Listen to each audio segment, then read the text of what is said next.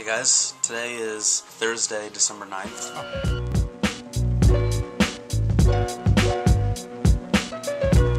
The final round of the 2011 UEFA Champions League group stages wrapped up yesterday.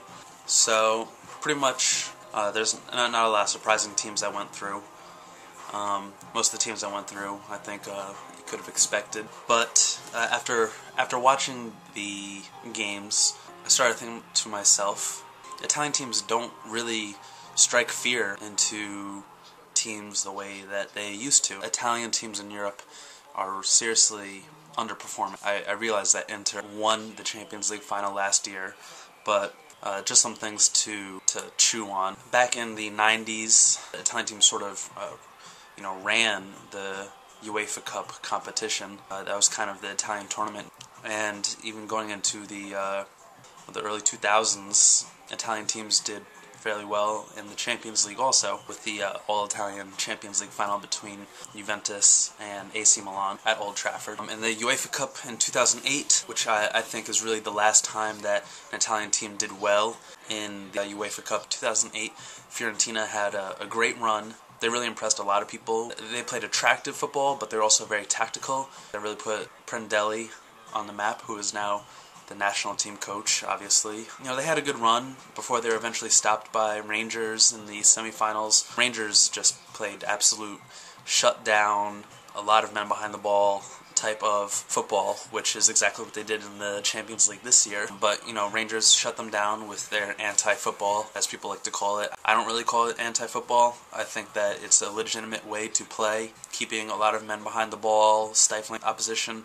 As you saw, that's what Inter Milan did against Barcelona last year. Anyway, since then, Italian teams in Europe have not been doing well. It's kind of funny, actually, that Luca Toni was part of the Bayern Munich team that made it to the final that year, and he was the joint top goal scorer with a player from Zenit St. Petersburg. Zenit won it that year. I just think that that's typical of Italian football today. Mario Balotelli, probably the hottest Italian prospect in football, is playing at a English club. That's for another episode. Moving on, in 2009, a lot of people were penning AC Milan as favorites to win the UEFA Cup, but obviously Milan, they brought in Alexandre Pato, so people thought that they were really gonna just take that UEFA Cup.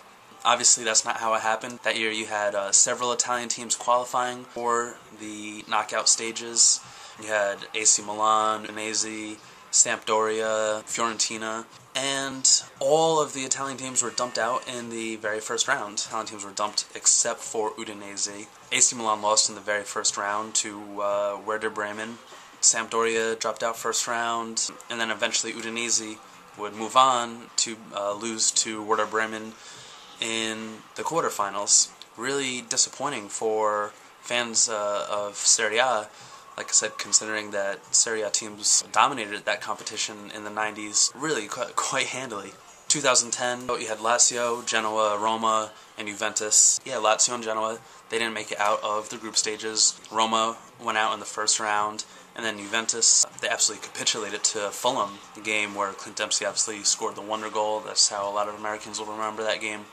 But yeah, Fulham kind of pulling an upset. To me, and I'm a fan of Serie A, really it wasn't a huge upset to me. I really feel like the strength of Italian teams have taken a nosedive. I think that a lot of Italian teams rest on their laurels of, we're a very tactical league and play tactically, and we have the best tactics, and tactics. That's what they talk about in Italy. Teams across the whole of Europe modernize their game. I think that just being strong tactically is not enough, and I think that a lot of Italian teams are very naive to this fact. That brings me to this year's group stages. Roma, Inter Milan, AC Milan, all in the group stages. You had AC Milan losing to Ajax.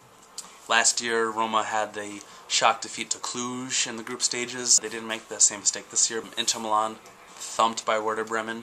So I'm just wondering, do you think that Italian teams are seriously falling off the map? Obviously, Inter Milan is still a great team, but hampered by injuries. A lot of their players are getting older. In Italy, the players and the coaches, they complain about the pitches. The pitches are absolutely terrible. The stadiums are really antiquated. like I said, I just feel like Serie A and Italy are really resting on their laurels of their past accomplishments, or, I think they're naively falling back on their tactics and history. The teams that have made it for the knockout rounds, I think all the other teams want the Italian teams. So what's wrong with Italian football? What's wrong with Serie A and their teams? I think Serie A as a league is still a strong league, is still a strong, competitive, and compelling league.